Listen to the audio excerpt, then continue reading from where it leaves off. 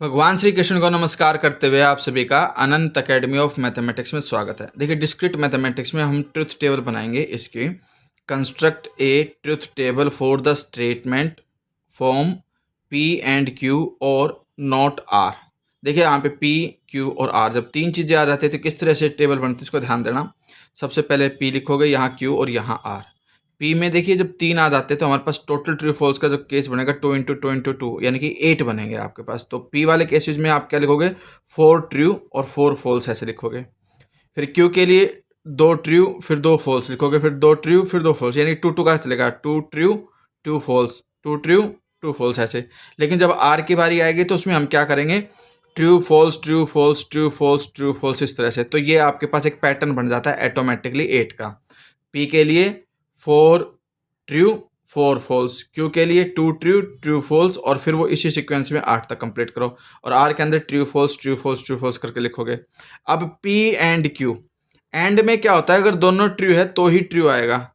देखो, true true true आया, फिर ट्रू ट्रू ये भी ट्रू आएगा। लेकिन अगर कोई भी एक फॉल्स हो जाता है तो फॉल्स ही आता है। तो इसलिए true false false, true false false, false true, यहाँ फॉल्स आ गया इसलिए फॉल्स, यहाँ भी फॉल्स आ गया, ये भी फॉल्स, फॉल्स फॉल्स भी फॉल्स, और यहाँ पे फॉल्स, ये कंडीशन। यानी कि दोनों ही ट्रू होने चाहिए तभी ट्रू आएगा, अदरवाइज फॉल्स आएगा एंड के अंदर। फिर आर है, नेगेशन ऑफ आर का मतलब है कि उसका अपोजिट लिखोगे। यहाँ ट्रू है तो यहाँ फॉल्स लिखना पड़ेगा, यहाँ फॉल्स है तो यहाँ ट्रू। तो इस तरह से ये फॉल्स ट्रू फॉल्स ट्रू, इस तरह से केस बन जाएगा आपके पास।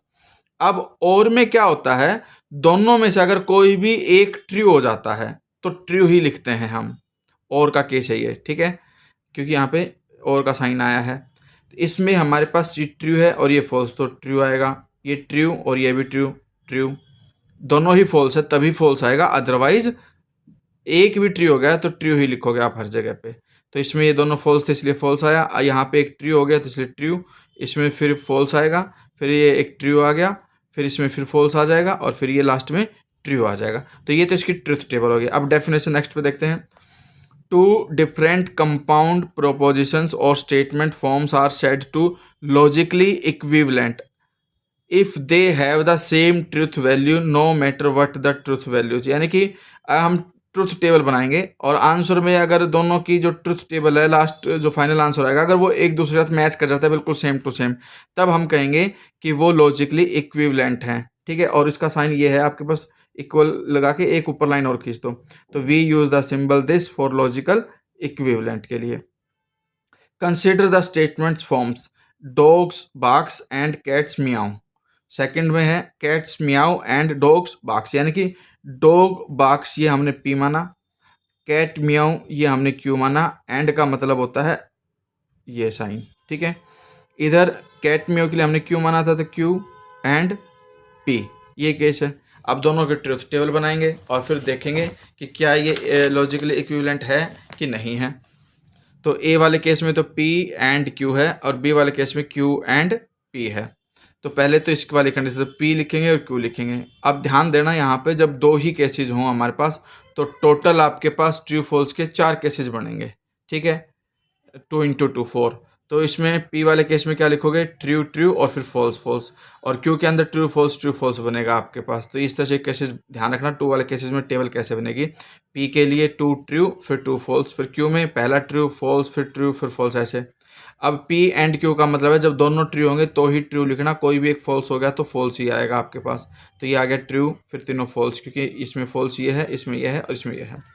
फिर दूसरी टेबल में ये P Q, यहाँ Q एंड P में फिर वैसे ही कंडीशन आ जाएगी, ट्रू फॉल्स फॉल्स फॉल्स।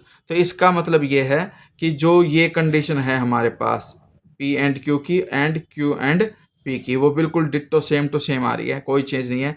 तो hence P and Q and P are logically equivalent, that is P and Q logically equivalent to Q and P।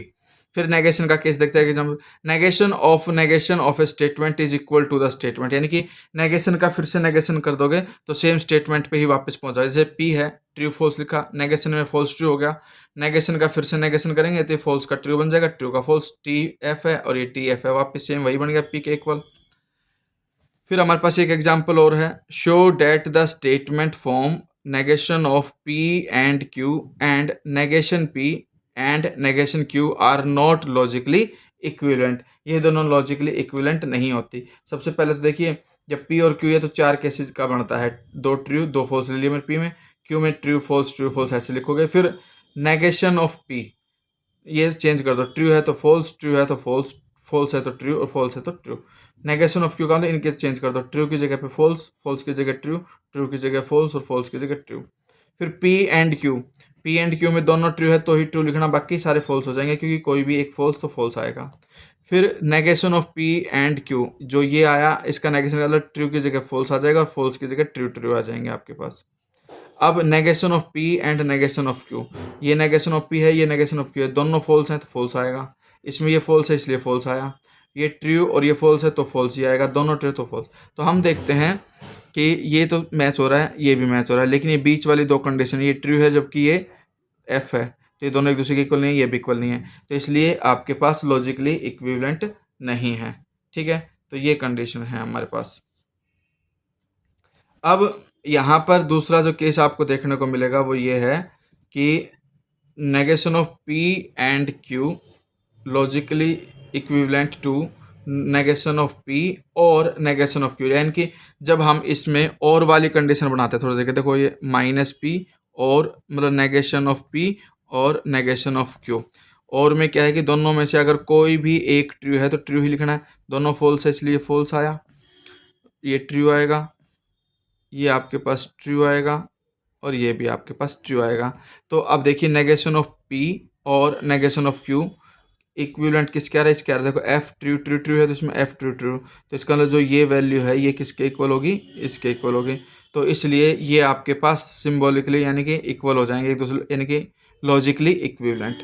Same way में अगर मैं negation of P और Q का निकालता हूँ तो यहाँ पर क्या हो जाएगा आपके पास, negation of P and negation of Q.